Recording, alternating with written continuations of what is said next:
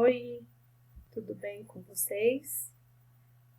Hoje vamos dar início à nossa aula, a atividade 3, com o tema bactérias, que está na página 11.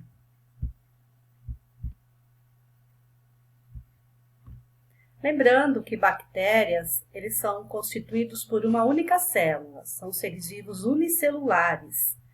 Procariontes, lembrando da célula procariótica ou procarionte, que o material genético dela está disperso no citoplasma, não tem uma membrana, um envoltório em torno do seu núcleo, chamado carioteca.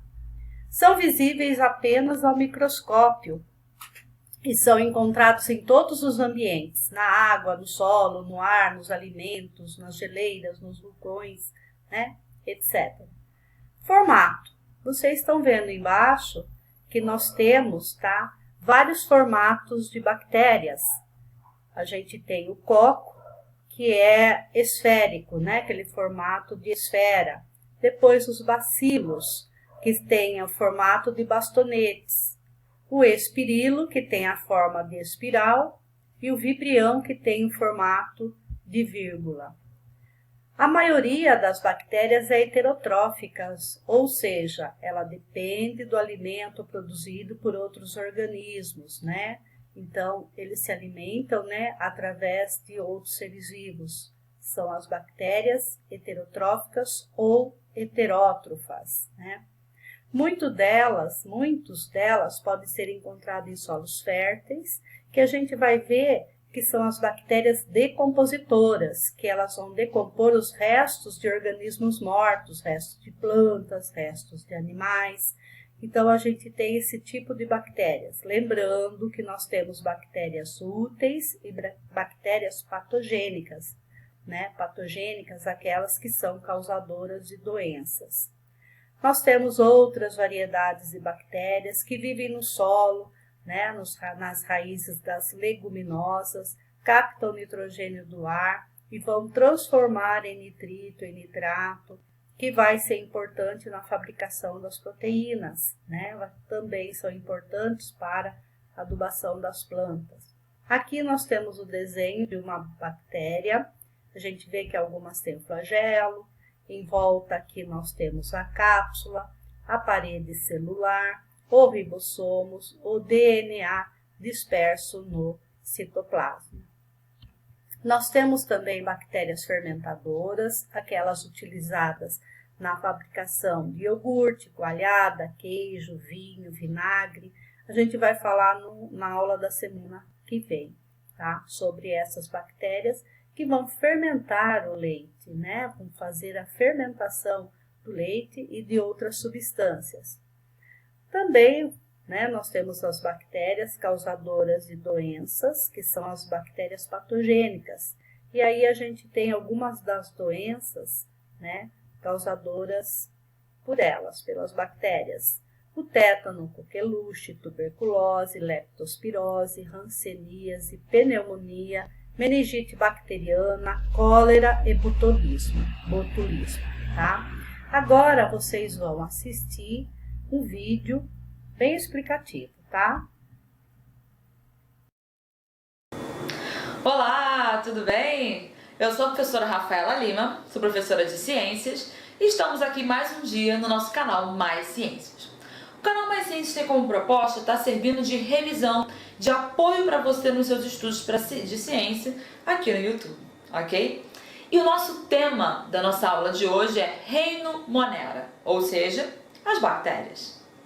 Você está estudando aí ao longo desse tempo seres vivos e você aprendeu que os seres vivos se dividem em reinos, os 5 reinos: reino Monera, reino protista, os fungos, o reino fungi, reino animalia, dos animais, e o reino plantae, que são as plantas.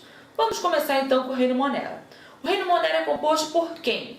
Pelas bactérias, os seres mais primitivos que existem. Como é uma bactéria? Bactérias são seres unicelulares, ou seja, formados por uma única célula, e com um tipo de célula chamada célula procarionte. A célula procarionte, normalmente, em ciências, O prefixo pró dá a ideia de primeiro ou de primitivo, ou seja, foi uma primeira célula, uma célula mais antiga, mais primitiva. A célula procarionte ele é de qual forma? Dá uma olhada aí. Esse é o esquema de uma bactéria, ou seja, você vê que uma bactéria ela é simples, ela tem aí a sua membrana plasmática, tem uma cápsula que a envolve. Repare que o material genético dela é solto no citoplasma, tá vendo aí? Esse material genético solto no citoplasma é uma característica de célula procarionte. Algumas podem ter estruturas que ajudem na locomoção, como essa tem aí um flagelo, e outras não tem. Tem aí o DNA bacteriano, correto?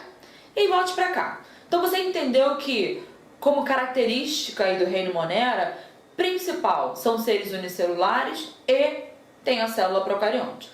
Vão ter todos o mesmo formatinho? Como você viu ali? Geralmente as pessoas pensam bactéria, uma bolinha. Tem vários formatos, várias formas de bactérias. Dê uma olhada nesse esquema, olha aí. Você vê que tem bactérias redondas, né, circulares, que a gente chama de cocos, que podem estar solitárias ou em colônias, em agrupamentos de células aí, como você está vendo, estafilococos, streptococcus, esse agrupamento de células. Tem células em formato de bastões, você está vendo aí essa coisa assim, parecendo um bastãozinho mesmo, da mesma forma, tanto unitariamente como em colônia. Tem as em formato de vírgula, que são os vibriões, né? Um bem famoso é o da cólera, causa cólera, que é o vibrião colérico, você está vendo aí. Você vê que os bastões têm umas variaçõezinhas, né?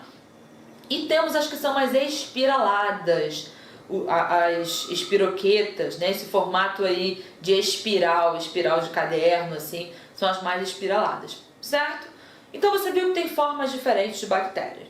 Essas bactérias vão ser encontradas nos diferentes ambientes. Nós temos bactérias em ambientes quentes, ambientes frios, solo, ar, gelo. Na Antártica, no solo da Antártica tem bactéria? Tem bactéria. Em beira de vulcão tem bactéria. Temos as bactérias extremófilas, as que vivem em ambientes extremos, em pântanos, temperaturas muito altas. Então as bactérias vão estar em ambientes variadíssimos do nosso planeta e em todo o nosso planeta. Elas vão estar se reproduzindo de qual forma? A bactéria, de um modo geral, ela vai ter uma reprodução chamada assexuada, ou seja, uma reprodução que gera clones, que não vai ter uma troca de material genético, uma troca de DNA, em que ela vai formar um clone dela mesma. O tipo mais, né, o nome que a gente dá à reprodução das bactérias é a chamada divisão binária, ou cisciparidade. Na divisão binária, essa bactéria ela multiplica, ela duplica o seu material e se divide em duas. Isso vai acontecer de forma rápida, é vantajoso, porque ela não precisa arrumar um parceiro, é rápido.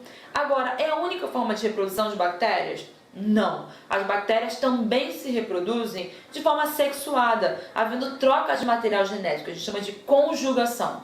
É formado uma estrutura, um ligamento do citoplasma entre duas bactérias, uma pontezinha chamada de pile, e rola uma troca de material genético.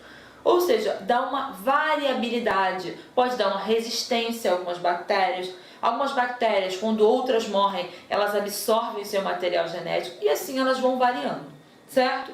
Existem bactérias que são bem resistentes, né? Esse é um grande temor da ciência, são as chamadas superbactérias. Muitas bactérias elas podem ser eliminadas de forma simples, usando, por exemplo, um álcool 70. O álcool comum, esse de casa assim, que a gente às vezes usa, passa na mão, muitas vezes ele só vai agir paralisando os micro-organismos. O álcool 70, que geralmente os médicos passam quando você tem um ferimento, para tratar uma cicatriz, uma cirurgia, ele sim, ele consegue causar uma lise, romper a membrana plasmática da bactéria, levando ela à morte. Então, realmente o álcool 70 é mais apropriado. Então tem essas formas. Muitas bactérias morrem em fervura, por isso é recomendado que a gente ferva os alimentos. O leite, por exemplo, é pasteurizado, é levado a uma temperatura altíssima. Agora, tem bactérias que resistem ainda a isso? Existem sim. Essas a gente tem são as que causam maior tensão aí para a comunidade científica. A gente entendeu como é a reprodução da bactéria, e aí você se pergunta, a bactéria ela vive do quê? Ela come o quê? As bactérias elas vão comer de tudo. Justamente como elas vivem em ambientes muito variados, elas podem ter alimentações muito variadas também, uma nutrição variada. Então essas são as chamadas heterotróficos. Vão se alimentar de restos de matéria orgânica, restos de células, né? E existem também as cianobactérias, que são autotróficas. Autotrófica que produz seu próprio alimento. Como? Fazendo fotossíntese. Existem então bactérias que fazem fotossíntese, mas uma imensa maioria são heterotróficos, como nós. Hétero, diferente. Come alguma coisa, uma outra coisa para sobreviver. É a nutrição. Além disso, como essa bactéria ela precisa de um pouquinho mais para viver, além de comer, ela precisa respirar. Nós temos sim muitas bactérias que respiram, precisam de oxigênio como nós. A gente chama de bactérias aeróbicas, precisam de oxigênio para estar sobrevivendo. É claro que ela não tem as estruturas que nós temos, mas precisa de oxigênio. Já existem bactérias que não precisam, não dependem de oxigênio para sua sobrevivência. São as bactérias anaeróbicas. Inclusive, algumas, o oxigênio faz até mal, podendo levá-las à morte. É respiração. E você, muitas vezes, tem a ideia assim, a bactéria é uma coisa ruim, só faz mal, causa doença, não sei o que. Causa doença? Causam doenças. Exemplos de doenças causadas por bactérias. Me lembra aí. Temos a cólera, temos o tétano, temos aquela que é causada pelas bactérias na urina dos ratos. Lembra? Leptospirose. Temos outras DSTs como sífilis, gonorreia. Temos outras como a coqueluche, algumas variáveis de tuberculose, de meningite, causada por bactérias. Então, pode dar problema? Pode dar problema. Mas é a única missão da bactéria na Terra? De forma nenhuma. A bactéria ela é muito importante para a vida na Terra. Especialmente com a sua função decompositora. Gente, se não existissem bactérias e fungos atuando na decomposição, tudo que já morreu estaria amontoado por aí. O que faz com que os nutrientes voltem para o solo, que os seres vivos sumam com o passar do tempo, são os decompositores. E quem são eles? Bactérias e fungos. Então é muito importante. Além disso, as bactérias elas também são importantes no nosso corpo. Nós temos bactérias que vivem no nosso intestino, produzindo inclusive vitaminas para a gente. Temos bactérias que estão aí na superfície do nosso corpo, impedindo que outras bactérias maléficas, muitas vezes elas se instalem no nosso corpo. Ou seja, não veja a bactéria apenas com um olhar negativo. Bactéria é ruim, causa só doença. Não. Bactérias são muito importantes para o equilíbrio do ambiente, para a manutenção aí do ciclo dos nutrientes, especialmente o ciclo do nitrogênio. Ou seja, tem sim muita importância das bactérias, além das importâncias mais modernas, mais atuais na biotecnologia. Bactérias são utilizadas são alteradas geneticamente para a produção de substâncias, como por exemplo, pessoas que têm diabetes, que precisam de insulina todos os dias, usam insulinas produzidas por bactérias transgênicas, alteradas no laboratório. Ou seja, mostrando para você outras importâncias das bactérias também. Ok? Então ficamos por aqui na nossa aula de hoje e até a próxima. Tchauzinho!